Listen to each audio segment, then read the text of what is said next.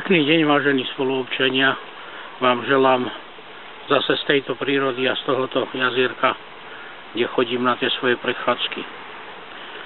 Čítam si tu knihy, ako viete, študujem, vzdelávam sa a hovorím, že čím viac čítam a čím viac získavam informácií, a je to pravda, tým mám väčší pocit, že menej viem. A tak o sebe hovorím, že som najväčší hlupák na tejto planéte a že ak niekto nevie ani to, čo viem ja, so svojimi 4 triedami ZDŠ, tak naozaj ma potom prekonal tej hlúposti. Prečo takto začínam a prečo toto hovorím? Pretože ma štve jednoducho, keď počúvam politikov, svetových politikov, uznávané celebrity v úvodzovkách pre mňa, ako hovoria o demokracii, ako hovoria o ľudských právach, ako hovoria o blahobite, ako hovoria všetci a svorne, že odsudzujú fašizmus a balamútia vlastne celý svet. A ja som už presvedčený, že to robia z nevedomosti. Oni sú naozaj hlupí, hlúpejší ako ja. Všetci dokopy. A toto, čo teraz budem hovoriť, chcem venovať obyčajným ľuďom, bežným, ktorí sú zmanipulovaní práve nimi a ešte viac tými, ktorí sú v pozadí tohoto všetkého, o ktorých budem hovoriť. Chcem toto hovoriť najmä Rómom a majorite, pretože tí si pod slovom fašizmus automaticky predstavia to, čo nás v škole učili. Predstavia si Hitlera. Predstavia si koncentračné tábory. Osviečim, Buchenwald a mnohé iné tábory koncentračné počas druhej svetovej vojny, ktoré boli v Poľsku, v Nemecku. A predstavia si milióny mŕtvych ľudí, žien, detí, starcov. To všetko je naozaj hrozné. To všetko sa stalo. To všetko spáchal Hitler. Chcem, aby ste to všetci počuli, hlavne Rómovia. Aby ste to počuli z mojich úst, áno. Ale chcem, aby ste si uvedomili a počuli, že Hitler, tieto koncentračné tábory, tie milióny mŕtvych, nevinných ľudí, to nie je fašizmus. Ešte raz. To nie je fašizmus. Viete, kde má fašizmus korene? Oficiálne slovo fašizmus pomenoval Mussolini v Taliansku, keď mu v jeho krajine v Taliansku mafia, ktorá podplácala regionálnych politikov, aj najvyšších štátnych činiteľov, jak v regiónoch, tak aj celej štátnej správe v Taliansku, a vytvorili mafiánsky štát, kde proste bolo všetko podplatené, kde vznikli banky mafiánov, kde vznikli firmy mafiánov, kde vznikli dokonca korporatívne spoločnosti, ktoré ovládali celý štát, politiku, od regiónu až po Mussoliniho samotného. A on s týmto išiel bojovať. On to pomenoval, že toto je fašizmus. Keď mafia, keď je zlo, to najväčšie zlo, úzka skupina ľudí, ovládne pomocou peňazí, teroru, násilia, bank, firiem, čiže cez zamestnanie, a vydiera ľudí a robí z nich otrokov. A keď tomuto všetkému vlastne z donútenia slúžia politici, štátni činitelia, úradníci a podieľajú sa spolu s tou mafiou na zotročovaní svojho vlastného národa. Tak toto bolo v Taliansku. Toto nebol Hitler. Neobhajujem Hitlera, je to vrah. Masový vrah. A viete, koľko je takých vrahov teraz?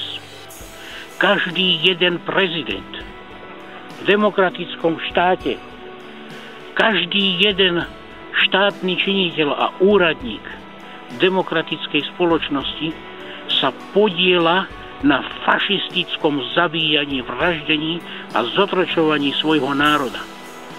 Či je to policajt, či je to armáda, či je to daňový úradník,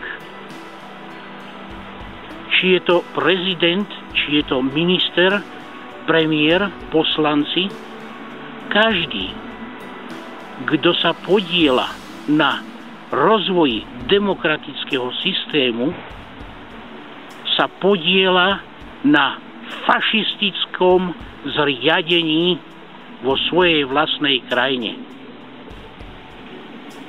A všetci sú vrahovia. A teraz vám poviem prečo. Pretože toto, čo Mussolini povedal, je korporatívny fašizmus. To není Hitler s fúzikami. To není hákový kríž. To nie sú tie koncentračné tábory ako prvotina. Viete, kde to začalo? 3500 rokov dozadu chodte. Tak ako som aj predtým povedal, kde začala vôbec vznikať nejaká ľudská spoločnosť, nejaký ľudský spoločenský systém, kde sú základy demokracie položené na peniazoch, na túžbe po majetku, po vlastníctve ešte aj človeka, vode, pôde, všetkého možného. Už až do vesmíru proste idú ľudia, tí najbohatší, tí chamtivci, tí nenažranci, tá úzka skupina, tá mafia. Toto sa stalo v Egypte za čias Jozefa, nebudem už o tom hovoriť, lebo som to hovoril, pozrite si videá, ktoré robím. Judaizmus, Mojžiš, ustanovil otrockú vládu a toto náboženstvo má vplyv na celé ľudstvo na tomto svete. Tam bol prvý fašizmus, tam boli peniaze, tam bola ustanovená štátna správa, sudcovia, armáda. A tam sa nepracovalo, ale sa okupovalo, lúpilo a zabíjalo. Tam prebiehali vyhladzovacie vojny, genocída. Tam bolo 450 000 Midiancov povraždených Mojžišom. 26 000 žien tehotných nechal prepichnúť mečom. Ich brucha aj s plodom. A ďalej po ňom okupácie a zabíjanie a krv. A tento judaizmus, toto náboženstvo, tento hnus sa stal základom pre katolícku, rímsku katolícku cirkev, pre kresťanstvo, s ktorým Ježiš Kristus nemá vôbec nič spoločné. Absolútne vôbec nič nemá s týmto Ježiš Kristus spoločné. A viete, čo ste spravili vy, kresťania? V mene Ježiša Krista prebiehala najväčšia genocída, ten najväčší fašizmus, aký tu vôbec kedy bol. A to je okupácia a obsadenie Severnej a Južnej Ameriky. Všetky anglosaské národy, koloniálne európske národy, to sú Američania. Viete, kto je Američan? Indián s 2 perami a s bohom Vakantangom. To je Američan. Nie tí anglosaskí Európania, koloniálni kresťania, ktorí v mene Boha, dokonca v mene Ježiša Krista, išli, zabrali celé územia. 120 miliónov, počúvate to, Rómovia, aj majorita, 120 miliónov Indiánov vyhladili. Zobrali im územie, nerastné suroviny, bohatstvo. V mene vyspelej civilizácie, v mene kultúry civilizácie, v mene Boha. Akého Boha? Satana. Čistého satana, ktorý je základom celej tejto fašistickej, korporatívnej, demokratickej, ľudskej, spoločenskej beštie, ktorá nás ovláda. Toto je fašizmus. To není Hitler s fúzikami ani hákový kríž. Hitler je len pokračovaním toho zla, ktoré začalo tam dávno, v nás, tu, v každom jednom. Samotné zlo, o ktorom hovorím, sa vyvinulo do ľudského spoločenského systému, o ktorom tí akože najmúdrejší ľudia na tomto svete hovoria, že to je demokracia, že nič lepšieho už není. No sú to, znovu opakujem, debili, blbci, magori. Ale tá úzka skupina, ktorá ovláda politikov sveta, tá veľmi dobre vie, o čom ja hovorím. Tí veľmi dobre ovládajú judaizmus, 5 kníh Mojžišovi, Sväté písmo, ako oni povedia.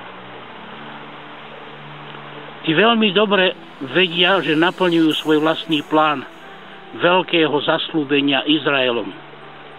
Teraz prebieha presne ustanovenie veľkého Izraela. A teraz prebieha okupácia a ovládnutie celého sveta. Toto totižto ten Jehova, o ktorom judaisti hovoria, že to je ich Boh. On si ich vyvolil. A zaslúbil im celú zem a všetci im budú otrokmi. Tak toto oni realizujú. A realizujú to pomocou bank, finančných skupín, korporatívnych, nadnárodných spoločností. Pomocou zamestnania, ovládania ľudí, zneslobodzovania. Toto je novodobé otroctvo. Toto je ten fašizmus.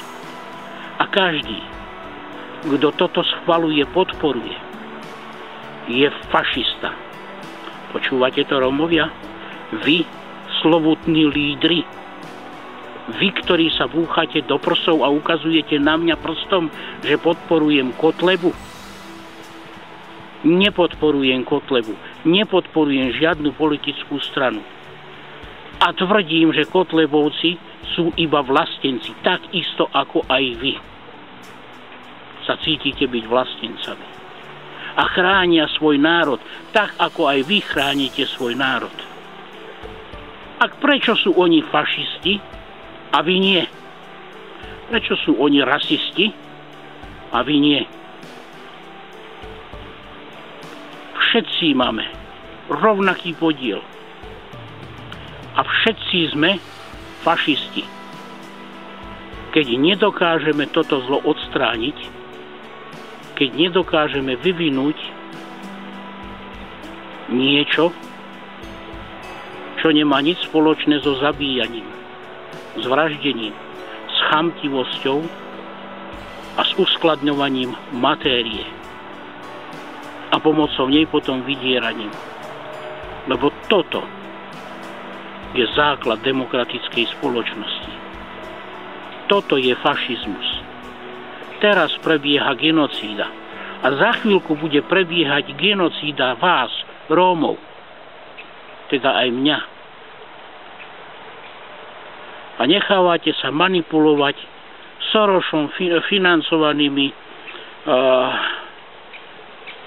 mimovládkami, nadáciami, ktoré vám hustia do hlavy, že si máte chrániť svoje občianske a ľudské práva. Len vás štvú, aby ste sa pravotili s majoritou, kde bývame. Aby sme sa medzi sebou bili my. Oni nám dodajú ešte aj zbrane. Aj vám, Rómom, dajú zbrane, tak ako aj mne chceli dávať zbrane. aby som išiel zabíjať skinheadov a kotlebovcov. Ale mňa zastavil sám Stvoriteľ. A povedal mi láska. A nie zbraň, nie pištol. Múdrosť, rozumnosť, úcta a pokora. Potom bude lepší systém. A môžete ho nazvať ako chcete. Ale demokracia je čisté satanstvo. A je to fašizmus. A zapamätajte si to veľmi dobre. Veľmi dobre si to zapamätajte.